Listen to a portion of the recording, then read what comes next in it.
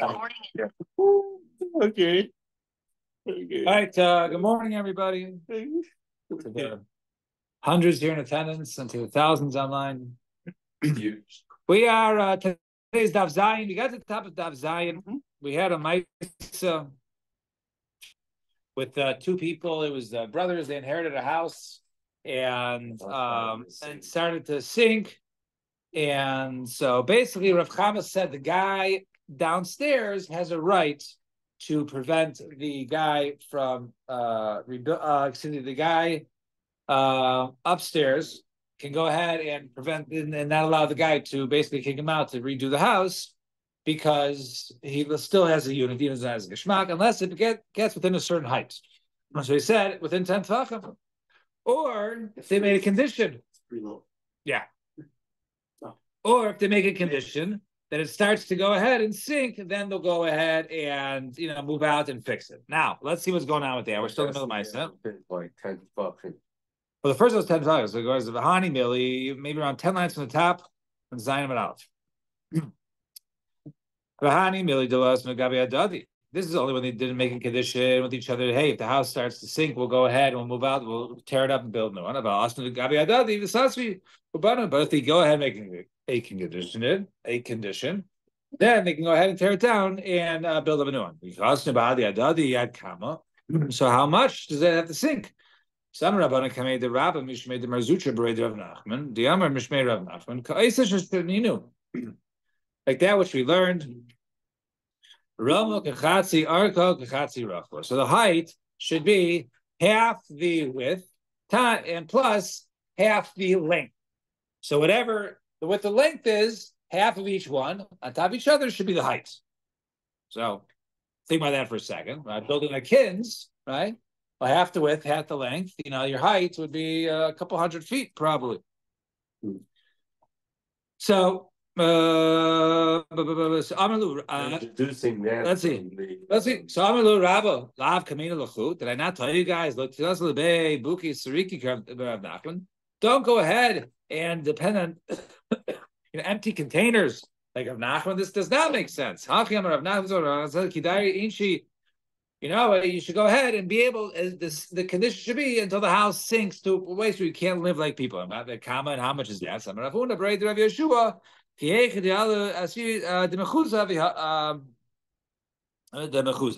he says, so it says another that you should be able to go and basically take these long branches, these reeds from a mechuzah, which are pretty long, and be able to turn them around and flip them over. So whatever length they were, let's say they were 8 feet long or 10 feet long, maybe the long hadassim we see, and whatever, the long reeds, in order for the height of the reeds to be able to turn it, that's the minimum height of that it can sink to. So if that's 8 feet or whatever it is, that was the shear that they gave. That's pretty subjective. 100%. That's all you are. Oftentimes they sort of, how much is that? And they say surnamas, but I didn't see it anywhere. So, how Gavadavi Bay Bani Ashisa Achve Kordachave. It was a person who built a wall next to the window of his friend. So his friend had a wall. He had the adjacent yard, and he built a big wall blocking the window. Samarle, come out there, you're making my house dark. Samarle, here's what I'll do. I'll go ahead and I'll fill up your windows in your house now, connecting my wall, and I'll go ahead and I'll put windows of yours higher up than my wall, so your windows won't be darkened. Samarle, come well, you're by putting the holes in new ones, you're weakening my wall. Like the neighbor said, okay. So he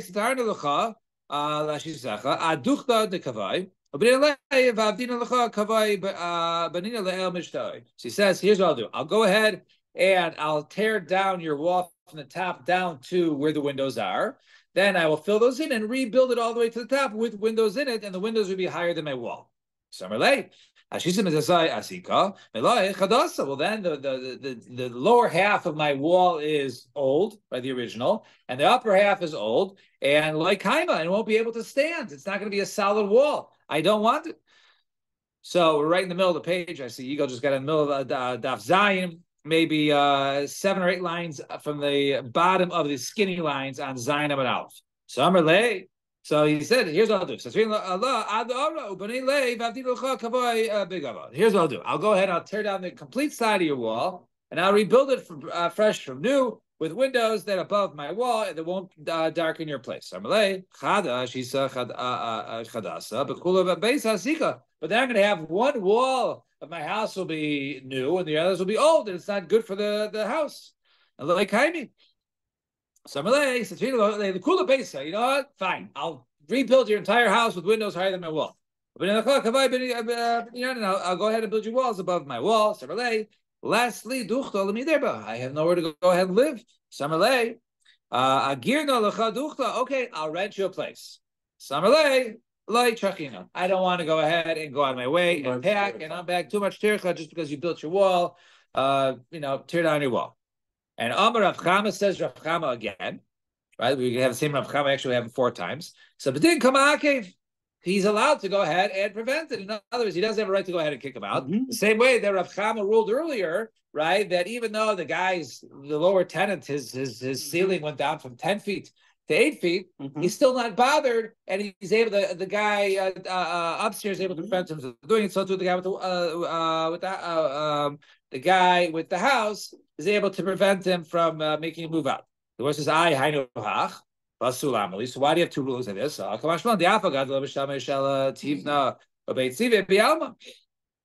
Even though, let's say this house over here was darkened, it was used, and it was used for storage. He didn't need it for living. He wasn't living in the house, right? The neighbor, the house next door with the windows that were blocked. He didn't need it for that. He wasn't living there. He was even using it for storage. Kamash Malon, that he's allowed to go ahead and prevent it. Fine. Second last word on the wide lines. So 2 brothers that divide an estate.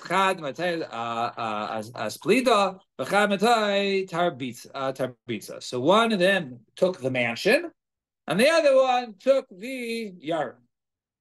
Jackson, we used to go like this, like Yorship's brothers, right? In this field, is if somebody's doing their own or based in decides who gets what? How does that?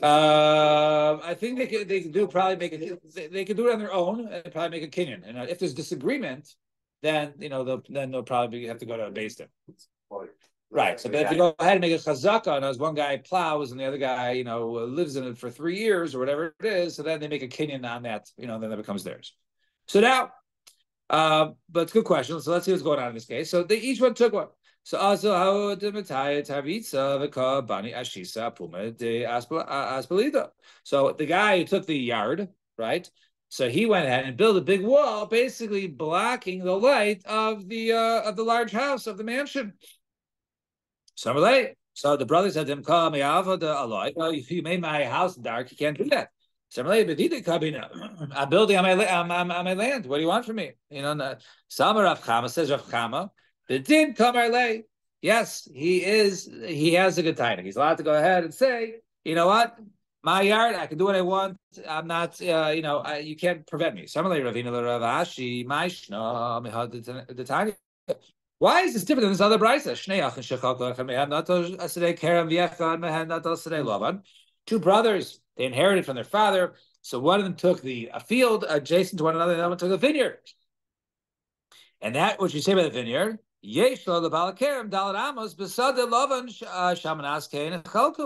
that the guy who took the vineyard, now when you have a vineyard, you got to go ahead and plow it. So you have to go ahead, and when you plow it, you have to go around and turn around to come backwards. So you need space. You need dalat amos. So therefore, the guy with the vineyard actually has the right. He has the right to go dalat amos into the field of the grain, right, into his brother's field. So he has a right. So to over here, I have a mansion. I should have a right to the light. You can't go ahead and build a wall. Why is this any different? So over there, the reason one guy took a vineyard, the other guy took the field. So obviously they weren't equal, right? Vineyards, let's say, more valuable. So therefore, they sort of ponied up and says, okay, I'll take the vineyard, take this, and I'll give you, $6,000, and included in the $6,000, take into account that I can use my vineyard properly. And how so is that? By being able to go Dalit Amos into it. So aval hacha mai blalo hadadi. Understand? So wait, one guy took a mansion, right? Another guy took a garden. Are we dealing with fools? All right, the high shagel asbelida, the high the shagel arbitza. The one guy took the mansion, the other guy took the garden. Right? That doesn't seem like fair. And they didn't, pay off. So obviously they paid each other off. But when he paid off for the mansion, he also paid for the right to use as a mansion, i.e., I have light in front of my house and you can't build your wall there. So I'm relating to leave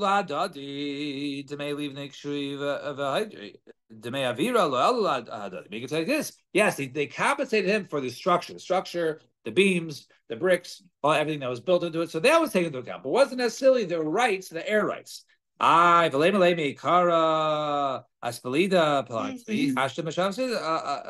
he says, and Hashta Mishavasali, a junior. So he says, well, in the beginning, right? In other words, when we divided it, I was dividing a mansion, and now I'm dividing a black room, right? It's not the same thing. So therefore, I should be able to go ahead and use it as a mansion, i.e., with light. So he says, Shema bi'alma paligle. He says, no, you didn't get a mansion for living in, i.e., that there's lighting. Rather, you got a mansion by its name. What are you talking about? Did we not learn it actually since before? Base core I can go ahead and sell you a base core. Now, a base core is a certain amount of field that can grow a core, right? Amount of what's it called of grains. And and let's say he sold them the base core, right? And even though the base core was much smaller, I think we discussed like a 2x4, right? It's called a 2x4, but if you measure, it's not a 2x4. So it's over here. He called it a base core, and it was only a lesach. He could only do half the amount of a core. He gave. The sale is good. Why?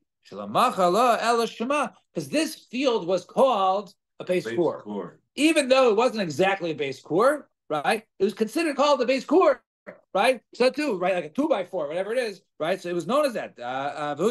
Base core, but it has to be called, referred to before as a base core. Same thing over there. Let's say a certain thing is called pardes, right? I sell you an orchard. Even though there's no pomegranates there, that works. As long as it's known as a pardes, then the sale is good. And similarly, I'm going to sell you a vineyard. And even though there's no vines in there, the sale is valid. I only sold the name, something that was called a vineyard. And that was called a vineyard. So over here, I sold you a thing called a mansion. It doesn't necessarily mean it was exactly a mansion. It was known as the mansion, but it doesn't mean you have the rights to live in like a mansion with all the light. So where's this me dummy? Over there, you can say, hey, this is what I sold to you. I sold you the name. I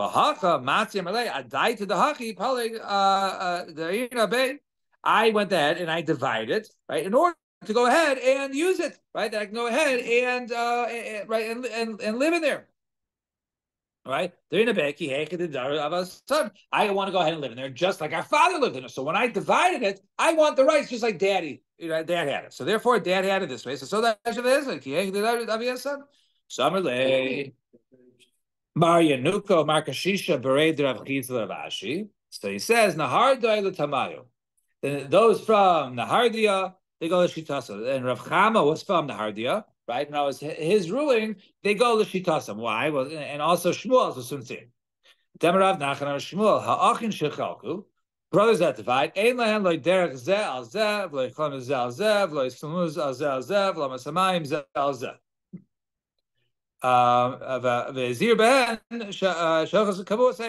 So says over here. So in this case, that when Shmuel said they ruled that when brothers divide, they don't divide it that something has the rights. In other words, just because the rights were done before, that's not created from day one. In other words, you're not going ahead and inheriting the building and all the rights associated with the building. You're only inheriting the building. Therefore, if two brothers have it, to before, dad had whoever lived in the house had the right to walk through the garden because that was all dad's, right? But now, once you divide it, you can't say, well, the one who occupied the house has the rights to walk through the fields because now it's different. So you start from scratch. Therefore, you don't have rights. Therefore, you didn't establish the rights to have the light into the house. And these halacha, be careful because the halachas are kavua kazeh. This is the halacha. Rava Amar yesh lahed. And Rava says, right, so in this case, that the brothers do actually go ahead and have a right, and therefore you could go ahead and prevent it from building that wall. And finally, ho shtar the asme the nafigalei tavra. There was a shtar that the Yisraelim thought they were going to go ahead and collect from the shtar from their father. He died, and he had money to collect. And they went ahead, and all of a sudden, nafigalei tavra. All of a sudden, the guy, the bower, produced a receipt from the father. He says, "Oh, I already paid, and here's the receipt." So since the shtar is still around, we don't go ahead, we can't collect on it, right? As a soon see. However, but we don't tear it up. What do you mean? We can't go ahead and collect on the shtar. Why? Right? Because there's a receipt. It was paid already, right? So So and also we don't go ahead and tear it up. Why? Perhaps I'm going to go ahead and bring a proof that basically this receipt was forged and it's not legit. What's the law in all these cases? All the laws of the case of Rav Chama, right? Except for the case of this receipt. The Sahadi of a Shikri, because if that's the case, there's witnesses that these are the receipt, there's witnesses on the receipt. So you're testifying that the receipt is no good, maybe the loan wasn't paid, because the witnesses is false. So you can't falsify witnesses where we stand upon two witnesses. So therefore, you can't say the witnesses are false. He has receipts. It's not good. Because we can't say that they're, we don't say there's a chazaka. However, Marzucha Braid of Mario Amar, Nami Rav no, the lachas like Rav Cham in this case. We can't go ahead and completely trust the receipt to go ahead and tear up the loan document. Why? Dimi said the Tavra Ma'al because if indeed it was a good receipt and was paid, they should have gone ahead and brought it while the father was alive to settle then, to tear up the document then. And by the fact that it was not presented to the father before he died, right? To say, hey, tear up your loan document because we already paid you back. So So come to teach you that there is a reason to go ahead and perhaps assume that it might be forged. Fine. Naya Mishnah. Says the Mishnah, I'm a base, I'm a base, smack in the middle of the page. Kaifin also leave nice Beishar Videlis Lechatzer. So when it comes to a courtyard, people live in a courtyard, we can force special assessments, right, on the inhabitants of the courtyard to go ahead and build a base shar, a gatehouse. We'll call it a gatehouse, which was on the outside. Basically, that allows for people to come in or not, or basically to look in. If people shouldn't be there, you shoo them away. Right, the del is the chaser, and also a door for the chaser for security. So everyone has to go ahead and ship in for the Beishar, and it does chaser. No, look how chaser Beishar. Not all courtyards need a Beishar, but he doesn't say anything about the locks. But everything does go ahead and need locks or doors. And next case, similar case, when it comes to the city. So we can force all the inhabitants to go ahead and build a wall. But the lasim and also doors and bolts in order to go ahead and lock the city for security. And the wall is to stop people from intruding. Not all the cities are required to go ahead and build a wall. So how long does the person have to be in the city in order to be one of the inhabitants to pay? So you're 12 months. However, kana babayis, but if you bought in there, then dira havi, then it's considered base dira harihu kanche ha'ir miyah. Right, but if you go ahead and you purchase within there, then you're considered right away. So if you were just renting or leasing there, then you got to be for 12 months. But if you bought, then you from day one, we obligate you to go ahead and ship in to help pay for the wall. Now, L'meimer the Beis Shar Malyu. So you're telling me Beis Shar is good? In other words, we want people to go ahead and purchase a Beis Shar in order to have it there by the courtyards, right? That's a good thing. There was a certain chassid that Eliyahu Hanavi used to go ahead and frequent and discuss with the matters. So Avi Beis Shar. So he lived in an area in a courtyard, and they built a Beis Shar. He didn't show up again. Eliyahu Hanavi was turned off from this gatehouse. So it's a bad thing. He wants to lay kasha. If the gatehouse is on the outside, Right. So then there's access to the gatehouse for people to go ahead and enter the courtyard, to see the courtyard, in order poor people to go ahead and reach out for help. But if the gatehouse is within the walls, then the poor people are basically locked out, and then the people in the courtyard are basically, they got a, what do they call it, a gated community, right, without any way to get in, and therefore that was what Eliyahu Hanavi did not like. Or Viboy Sema, Hava, maybe they're both on the outside. Like Kasha, the east lay down. One has a door, and therefore to prevent the anim from coming in. And the last lay down, that one does not have a door, which would be okay. Or Viboy Sema, Hava, the east lay down. They have a door of Like Kasha, the east lay Pasachas. The last name is that one has a doorknob for them to enter, the one does not, therefore they can't enter. Or you say the east lay Pasachas does have a doorknob, however, Like Kasha, the Pasachas Hidai Megavai, Hidai Mevrai. If the door does have the inside, then it doesn't help the need to go ahead and ask for help. But if it's on the outside, then they can help themselves into the Beis Shar in order to call into the courtyard to ask for money. Now, so we go ahead and we force people to leave nice to the Beis Shar. It does the chatzos. So Tanya Rosh Hashanah now Rosh Hashanah says not everyone has to. Local chatzeros ru'yos leBeis Shar. Not all chatzeros are fit for a Beis Shar. Ella chatzer hasmucha l'rshus harabim. So we say not all the chatzeros are fit for Beis Shar. Only one that's close to Rishus Harabim, because the Rishus Harabim people can look in. So therefore, the Beis Shar can stop people from looking in. However, but if it's far away, then you don't need a Beis Shar. For Rabbanan, right, there are times when it comes very close to Rishus therefore, even though it's not technically next to the Rishus people will walk around in different side streets, and therefore they'll be able to go ahead and look in as a kriya. People don't like that; they want the privacy, so therefore there could be a need for the Beis Shar there. All right, next case of the city. So skip the parentheses. Rabbi Shimon Gamliel Aimer. Only a city that's close to the border that requires a wall. But if it's not close to the border, then then it does not need a wall. There are Rabbanan who say you always need a wall. So he says, no, perhaps a battalion came through far from the border and they got close to your town, therefore you even need a wall there. So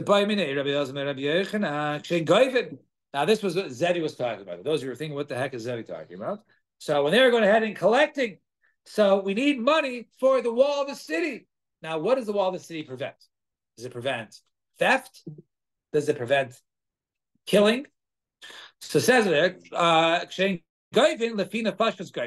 amount of people, you got 5 people in your house, and you got 1 person in your house, so therefore, the wall is protecting 5 times more people in your house. So therefore, you have to pay per person.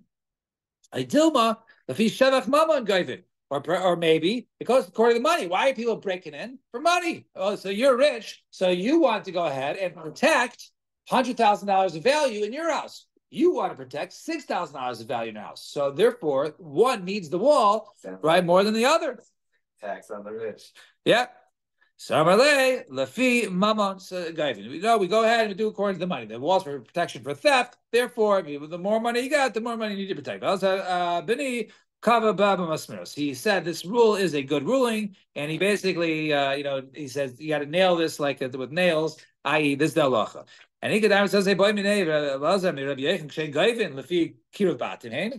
is it money and also being close to the border? Knows this is the end of the block, they're going to hit you first. Or is it just strictly about money? Now, as we take that into account, we take away close proximity to the wall, and we take into account also the amount of money. So once again, El-Zabini says this is very important to establish this, this halacha with nails. Rabbi Yehuda, Nasiya, around 8 lines to the bottom. Rabbi Yehuda, Nasiya, Rama, the Shura Ad Rabbanan. So he said this tax and the Rabbanan, you also got to pay for protection. So Rabbanan do not need protection. The Pasuk says, Vespre Michol Yerbon. So it says over there, right, that their numbers will be more than the sand. So who are we talking? That's Laman. Who? If you say that tzaddikim will be more than the sand, and if Michala, more than sand, it says by all of Bnei Yisrael, it says Kechol Ashas Vasayam, like the sand. So tzaddikim atzam, the tzaddikim, which is only a minority of the Bnei Yisrael, Michal Yerbon. no, it's more than sand. It's not more than sand. So Ella, the ma'asim of the tzaddikim are more than that of the sand. The kavachimer, and we can actually make a kavachimer. Machol shemoed magin aliyam. So sand, which is less than the ma'asim tzaddikim, that protects land from the sea, i.e., the sand stops the ocean, right? So tzaddikim, so ma'asim tzaddikim shem berubim. So then the good deeds of the tzaddikim, which outnumber the sand, right? They're more local. It's obvious should make a land that protect them. So therefore, they should be protected from attacks. So why did tzaddikim need a picture? So also the comment of my time okay, that's a good kasha. But why'd you use that pasuk? Why'd you use this pasuk? Ani chayma v'shadai k'migdalos. Right, I am like a wall of protection, and v'shadai, my breast, like migdalos, like towers. Ani chayma, what is that? It's a Torah, right? No, Torah is a protection. That's like a wall. V'shadai migdalos, right? My chest is like a towers. That's a Talmidei Chachamim. So Talmidei Chachamim are like towers, like walls. They protect. So just here's a fair pasuk. The number. The reason why Rish because he didn't use that pasuk because he says Sarla Kedar like Rabbi Darshan Ani Chaim is a Knesset Israel. That's referring to Knesset Israel is protection. Bashad Migdalos, my chest are towers. Elu Batei Knesset, so Batei Midrashos. That are Batei Knesset, Batei Midrashos. As those are also the discussion of those are for protection. So therefore, this pasuk has nothing to do with tzaddikim, and therefore I use the other pasuk of tzaddikim to say they're more than the Kechol Hayam. We'll stop here. Shech everybody. We'll go ahead.